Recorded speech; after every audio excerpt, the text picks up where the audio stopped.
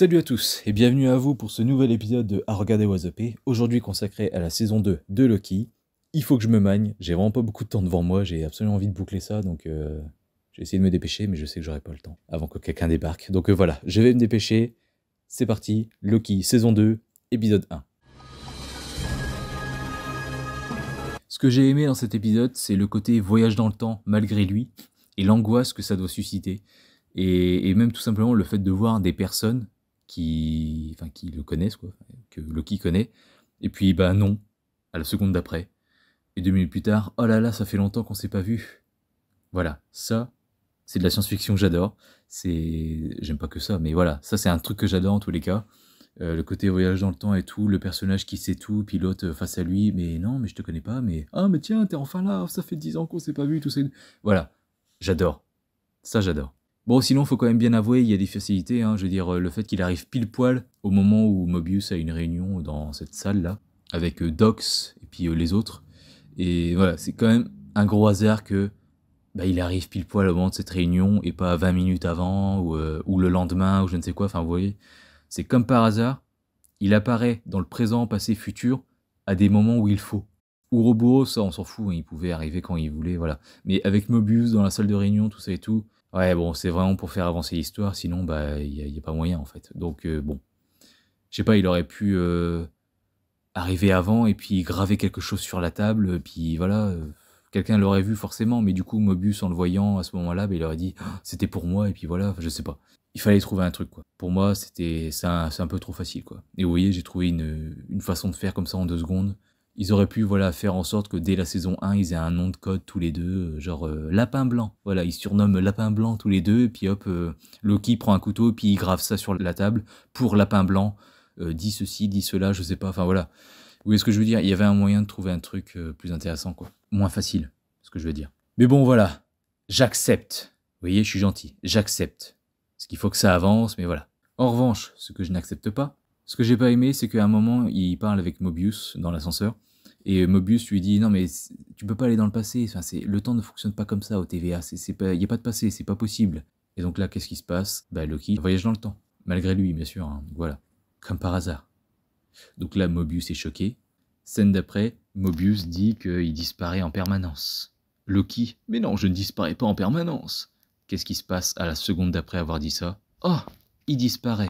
Donc voilà, trait d'humour à la Marvel, hein. Marvel est toujours pas très loin derrière. Mais voilà, c'est au-delà de l'humour, pas drôle, mais au-delà du fait que ce soit de l'humour, c'est voilà, ça fait quand même 2 fois où on nous dit mais non, c'est pas possible, mais non, je disparais pas tout le temps. Et bah évidemment, il disparaît juste après ces phrases-là pour nous montrer que bah si en fait, c'est pas très subtil, pas très intelligent quoi.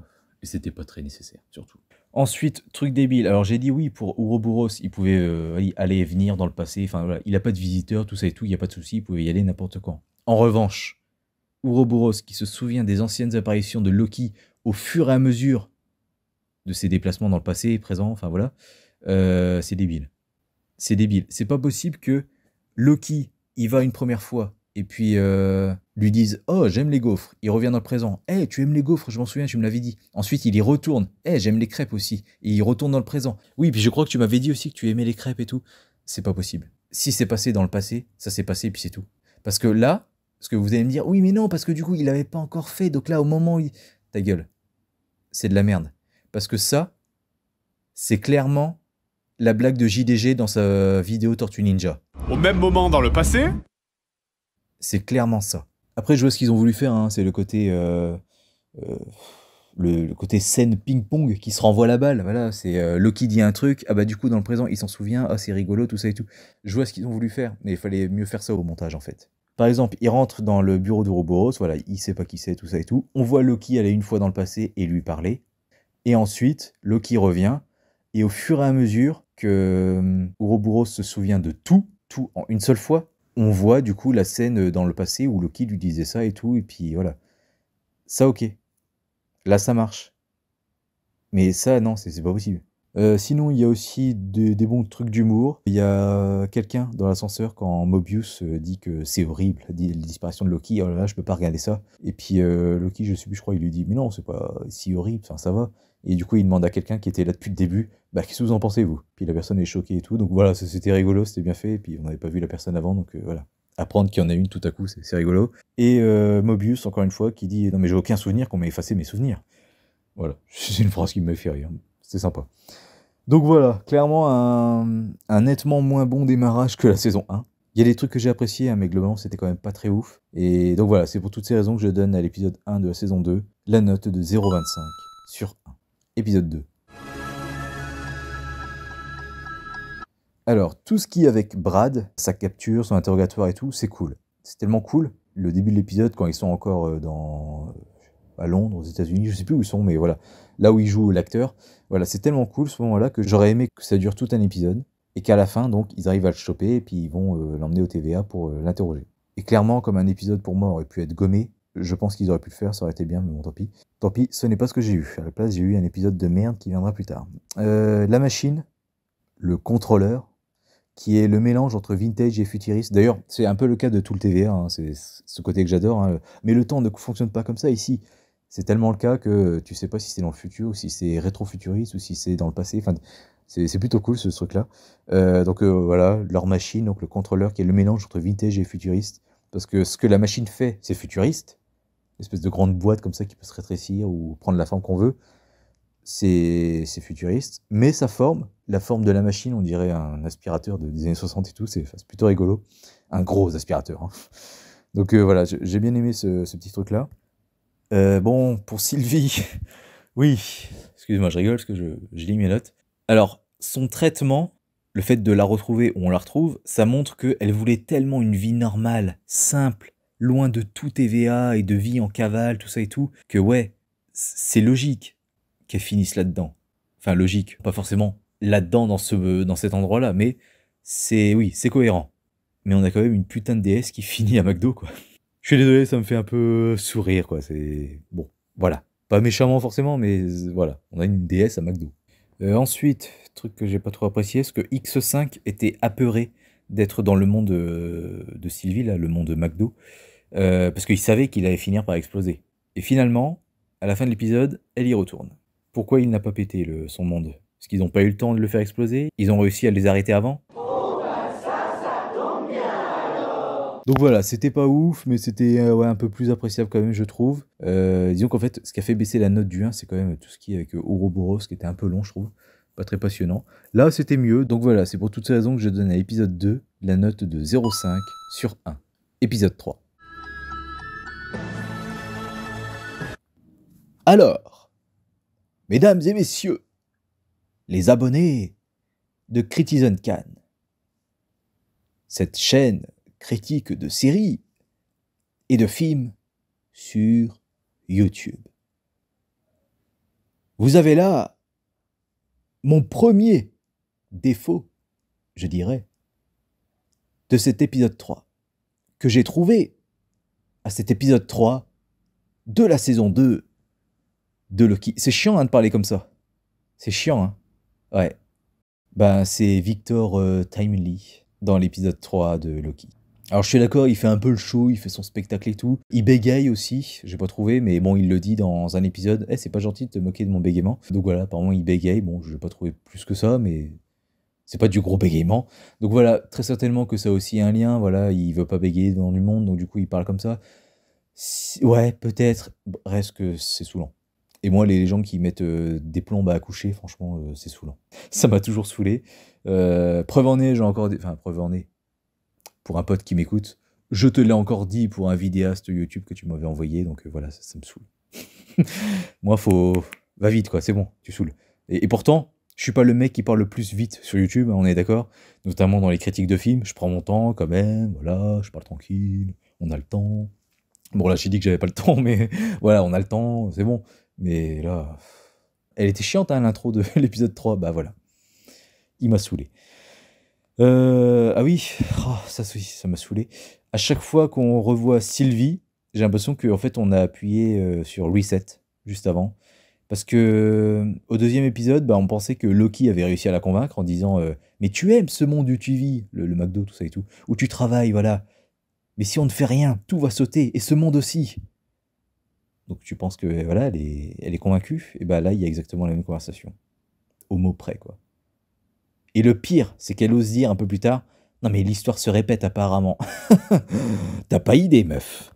Donc quand je pense que Monsieur Durandal a critiqué dans son vlog de X-Men Apocalypse le fait que oh j'en ai marre que putain Magneto est toujours le même dilemme et tout, à chaque fois ça revient, c'est toujours le même, est-ce que j'aime les humains, est-ce que je vais les tuer, oh, oh. Ok, pourquoi t'as pas critiqué ça dans la série Loki? Alors, si ça se trouve il l'a fait, hein, je l'ai vu qu'une fois son avis, donc je sais plus, mais j'ai pas l'impression. Bref, c'est pas cool. Truc que j'ai bien aimé, la discussion où la meuf noire, putain, j'oublie toujours, Renslayer, putain, et Miss Minute révèle tout à Kang, c'est bien. Surtout qu'en général, ça, c'est des scènes que Marvel aime bien éviter. Voilà, ils veulent pas les faire, parce que je sais pas, ils pensent pas savoir le faire, peut-être, je sais pas. Mais voilà, visiblement, ils en sont capables, hein, ils l'ont bien fait là, donc c'était cool. La scène de révélation de Renslayer, Miss Minute à Kang, Victor Timely, c'était cool. C'était bien fait et tout, j'ai bien aimé. Mais voilà, globalement, j'ai aimé une section 3 dans l'épisode. J'ai vraiment aimé ce que j'ai aimé, pas de souci, mais j'ai vraiment détesté ce que j'ai détesté. Donc voilà, c'est pour toutes ces raisons que je donne à l'épisode 3 la note de 0,25 sur 1. Épisode 4. Alors, épisode 4, un petit truc que j'aimerais discuter avec vous. On voit que Ouroboros est fan de Timely, et inversement. Timely est fan de Ouroboros. Parce qu'il a eu le livre TVA, tout ça et tout, il a vu sa photo, il sait qui c'est, tout ça et tout, il a appris plein de choses, voilà. Sauf qu'ils en viennent à se demander, mais qui existait en premier? Bah c'est simple, c'est Kang, c'est lui qui est à l'origine de tout, qui était là avant tout le monde et tout, enfin voilà. Donc il a créé le TVA en premier, et puis bah il a fait Ouroboros, tout ça et tout, il a fait ses mémoires, enfin voilà. La question se pose pas. Donc, pas compris. Ensuite, truc que je n'avais pas apprécié dans Ant-Man et la Guêpe, mais c'est pas le seul film à avoir fait ça, vous en faites pas. Scott Lang et Ben Foster qui comparent les tailles de Giant Man. Voilà, Scott Lang a été Giant Man dans Civil War, puis bon, il a fait 19 mètres donc du coup, et Ben Foster avait été jusqu'à 6 mètres. Donc voilà, ils comparent leur taille. Mais c'est scientifique, ça, c'est intelligent, ils sont... Au contraire, ils sont pas pleins de masculinité toxique, ils sont pas jaloux l'un envers l'autre, ils font waouh et tout, enfin voilà. Donc c'est bien, c'est positif. Mais non, t'as la connasse de guêpe. Bon, quand vous aurez fini de comparer vos tailles, donc voilà. Là maintenant, bah voilà, eux deux, Ouroboros et puis Victor Timely qui s'apprécient, bah du coup c'est une bromance. Bon, quand vous aurez fini votre bromance, on reviendra sur là-dessus. Donc, on n'a pas le droit de ne pas s'apprécier entre mecs, parce que sinon, masculinité toxique, voilà, vous êtes tous mauvais, non mais vous êtes des gamins et tout, oh, vous partagez pas, tout ça et tout, vous êtes plein de défauts, mais putain, mais qu'est-ce que vous êtes mauvais. Par contre, quand on s'apprécie, quand le contact passe bien et tout, bon, bah quand vous aurez fini de comparer vos tailles, bon, bah c'est bon, c'est fini votre bromance là, ça me saoule. Petit hors-sujet, voilà, je le place maintenant, c'est comme pour Will Smith avec la claque à Chris Rock. J'ai vu hein, des réactions de la soirée, des actrices et tout. C'était à mourir de rire, enfin elles étaient toutes pas d'accord, elles ont pas discuté entre elles, elles ont chacun donné leur avis. Mais du coup, t'avais d'un côté les actrices, ah bah oui, bah non, il avait raison, attends, il défend l'honneur de sa femme, enfin on s'est moqué de sa femme, donc non, c'est un homme bon et tout, enfin voilà, c'est bien. Et de l'autre côté, ah bah non, bah voilà, encore une preuve de la masculinité toxique, hein. Bande de putes. Donc moi je demande en fait, on fait quoi? C'est quoi la bonne réponse à tout ça? Bon, vous en faites pas, voilà, ce qui m'énerve c'est le côté Will Smith et tout, parce que ça c'est la vraie vie, et ça... la bromance, tout ça et tout, je m'en fous, hein, voilà. Mais c'est juste, voilà, je voulais le placer et puis c'est tout. Mais ouais, pour ce côté, ouais, Will Smith, là, ça m'énerve vraiment, quoi. On fait quoi? Voilà, j'en profitais, c'est tout. On ferme la parenthèse. Référence à Retour à le futur avec Ouroboros et ses maquettes qui sont pas finies. Oh, là, j'ai pas fini de les peindre et tout. Donc voilà, c'est plutôt cool parce que c'est quand même Retour à le futur qui a amené les savants fous, le voyage dans le temps et tout, dans la culture pop et tout. C'est sympa de lui rendre un petit clin d'œil. Voilà, je préfère ce genre de petit clin d'œil plutôt que les tacles méchants et gratuits de Avengers Endgame. Ensuite, mes grosses putes, Sylvie qui fait la leçon à Mobius parce que tu veux bouffer une tarte, des univers se font décimer et tout, et toi tu veux bouffer une tarte pendant ce temps-là, bah bon appétit. Meuf, il t'a fallu 4 épisodes pour te convaincre de pas tuer tout le monde, donc ferme ta gueule. Continue à faire la gueule dans ton coin, comme à 11 minutes 54, et ferme-la. Voilà. Juste ta gueule. Franchement, je déteste ce personnage, c'est une grosse pute qui mérite la mort. C'est tout. Il mérite rien d'autre. Et j'espère qu'on la verra plus jamais. En plus d'avoir une sale gueule, dans la saison 1, ça passe, hein. Mais franchement, en saison 2, là, avec sa coupe de merde et tout, je sais pas ce qui s'est passé. Ou alors parce qu'elle a vieilli. Et putain, qu'est-ce qu'elle a pris dans la gueule. Donc déjà que sa gueule me revient pas dans la saison 2. Mais en plus, je déteste ce personnage, quoi. Grosse pute. Voilà, je le dis. Mince, la monétisation. M'en bats les couilles que je suis pas payé. Et puis de toute façon, même si j'étais payé, grosse pute. Ça, aucune règle de démonétisation de YouTube m'empêchera de le dire. T'es une grosse pute, meuf. Salope, t'as juste foutu la merde, t'es une pute, ta gueule. Ah, ça fait du bien. Puis juste après, il y a une scène là, elle est bloquée dans l'ascenseur. Elle enlève le cadran, elle tourne 2-3 fils, et puis voilà, c'est réglé. Ah, quand on s'y connaît. Ta gueule. Voilà. Et enfin, un truc que je n'ai pas compris, après s'être servi, enfin après avoir envoûté X5 pour qu'il efface Renslayer, pourquoi ne pas l'avoir contrôlé jusqu'au bout pour qu'il s'auto-efface avec le bâton? Comme ça au moins on n'est plus dérangé par ce mec. Pas compris, mais ok. Donc voilà, c'est pour toutes ces raisons que je donne à l'épisode 4 la note de 0,5 sur 1. Épisode 5. Super, je suis trop content.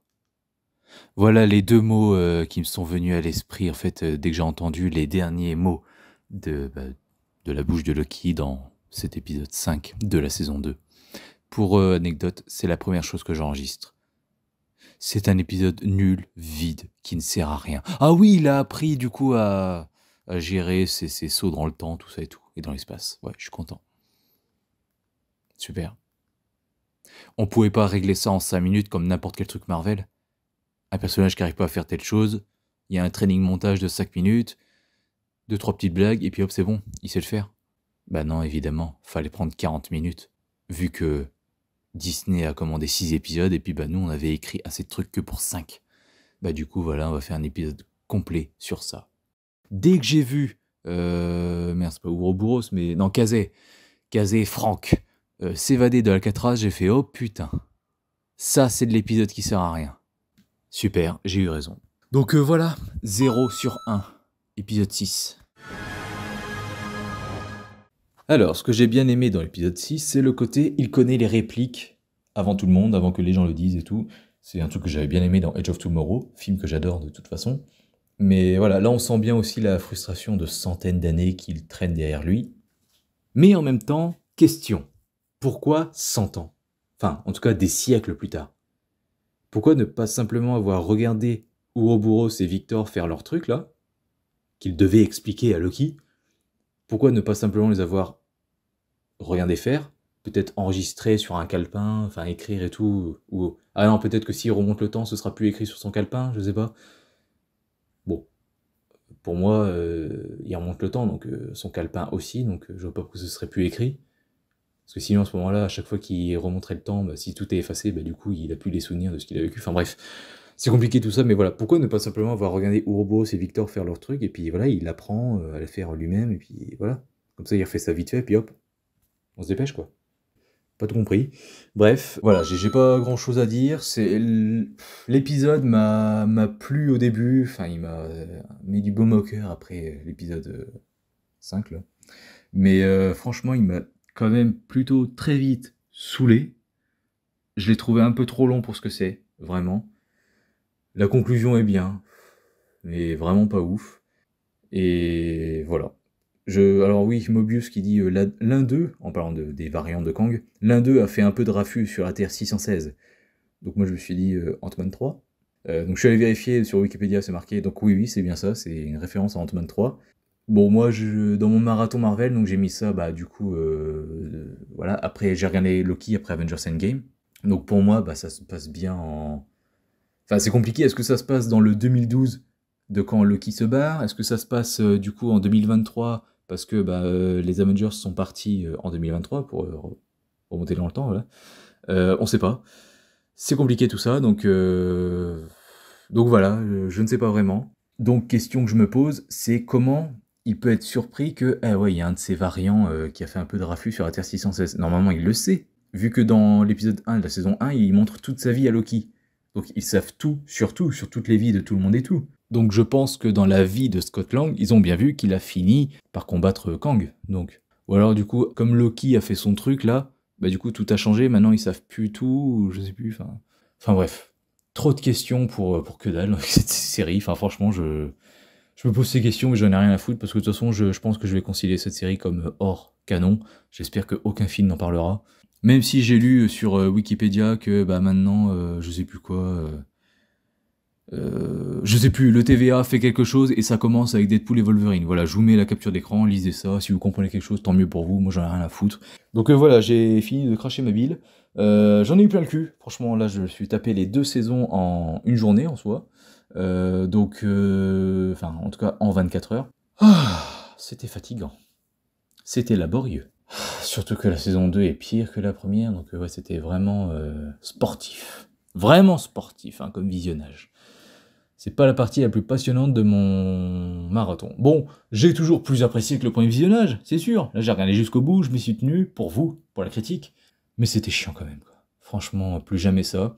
Pour anecdote, il y a quelques temps, j'ai eu des petites questions existentielles et tout, puis je me suis dit, mais en soi, c'est chiant quand même. Voilà, je veux me faire un marathon Marvel, et puis j'ai pas tout, donc je pourrais pas tout revoir, ou alors je dépendrais de Disney+, mais si Disney+, ça ferme et tout, vaut mieux que j'ai les Blu-ray, tout ça, enfin bref. Donc bon, Black Widow, bon, c'était un peu prévu que je me le rachète, hein, même s'il est dans mon flop de 2021 et tout, mais voilà, ça reste moyen, ça reste une copie de Captain, mais après tout ce qu'on a eu avec les années d'après, voilà quoi, tout est relatif, hein, je sais bien sûr, mais bon, mais voilà, ça reste meilleur que Thor 4, The Marvels ou Les Gardiens 3, que j'ai aussi acheté donc.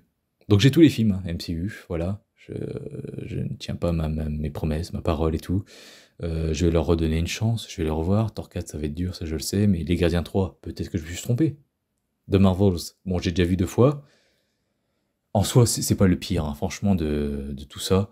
Donc, Ant-Man 3 aussi, je pense que c'est pas le pire non plus, donc voilà. Et je pense qu'il y a que Thor 4 qui va vraiment un peu me faire chier, et Les Gardiens 3 qui va vraiment m'ennuyer, mais on sait jamais. Je pense que Ant-Man, ça va bien passer, on verra. Mais bon, voilà. Tout ça pour dire que j'ai tout. J'ai regretté donc un petit peu, comme j'ai acheté ces films, d'avoir revendu ma saison 1 de Loki, certes plus cher qu'à l'achat, vu que c'est très rare, hein. Donc voilà, mais là, voilà, j'avais mis la saison 2 de côté, sur Vinted et tout, moins cher que le prix de base, 49, donc j'en ai vu à 42 et tout, ça va vite partir, c'est encore là. J'ai l'impression que c'est fait exprès, parce que évidemment j'en veux pas, donc c'est encore là. Alors que si j'avais voulu, j'avais changé d'avis, mais en fait c'est trop bien, bah ça aurait été vendu quoi, évidemment. Donc franchement non, en plus c'est un peu hors canon, parce qu'on s'en fout la série Loki, enfin pour l'instant en tout cas on s'en fout, et j'espère qu'on s'en foutra toujours. Pour moi c'est une série qui n'a aucun intérêt, quoi. Elle ne sert à rien, elle m'a servi à rien, je trouve ça un peu trop compliqué pour ce que c'est vraiment nul. Franchement, s'il y a bien un truc dans la culture populaire actuelle dont je ne comprends pas le succès, c'est bien la série Loki, putain. Alors après, bon, succès relatif, hein, parce que c'est surtout succès critique, hein, box-office, tout ça, bon, on pourra jamais évaluer, enfin voilà, c'est une série sur une plateforme de streaming, donc voir ce que ça rapporte, je sais pas. Très certainement que tous les steelbooks ont été vendus, et encore que non, il est encore disponible, donc voilà. Et puis succès critique, peut-être aussi que ça a été très peu vu. Parce que là, vous allez me dire, bah non, vu que ça a été apprécié, c'est que ça a été beaucoup vu, tout ça et tout, que j'ai bouche à oreille. Non, en fait, ce que je veux dire, c'est que par exemple, Shazam, le premier Shazam, waouh, ah ouais, franchement, c'est le film le mieux noté, enfin en tout cas à l'époque, c'est peut-être plus aujourd'hui, mais c'est le film le mieux noté du DCU. Ah waouh, trop bien, ouais. Ouais, le film, il a fait 300 millions. Donc peu de gens l'ont vu, donc forcément, les notes sont hautes. Alors que s'il avait fait 800 millions comme BVS, je pense que les notes seraient quand même plus basses, parce que plus de gens le voient, donc plus de gens potentiellement peuvent ne pas l'aimer, tout ça, enfin voilà, donc ça descend petit à petit les notes. Les vraies grosses merdes, c'est les trucs qui ont été peu vus, qui ont rapporté, je sais pas, 30 millions et puis qui sont notés 16%, 10% sur Rotten Tomatoes. Et les gros succès vraiment que les gens aiment bien, bah oui, c'est No Way Home avec ses 1,9 milliard et ses 90 sur Rotten Tomatoes. Oui, ça c'est un vrai succès par exemple. Ça me fait mal de le dire, mais oui, c'était un vrai succès, les gens ont aimé. Donc voilà, donc Loki, oui, ça a été apprécié par les youtubeurs, tout ça et tout, par les gens peut-être, je sais pas, mais est-ce que ça a vraiment fonctionné? Je ne sais pas, je serais curieux de voir les chiffres, les stats, tout ça. Mais bon, est-ce qu'on les aura un jour? Je ne sais pas. En tous les cas, moi c'est bon, ça, j'en ai plein le cul, j'arrête d'en parler. N'hésitez pas à me donner votre avis dans les commentaires, surtout... Ah oui, putain, la note. Vous voyez, j'ai tellement...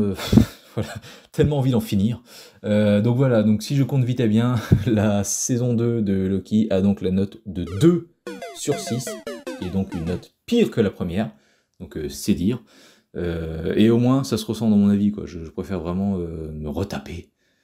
S'il vous plaît, non. Mais je préfère vraiment me retaper la saison 1 que la saison 2, quoi, qui a des moments de bravoure ici et là, en quelques épisodes, et puis c'est tout, quoi. Franchement, la 2 m'a fait chier.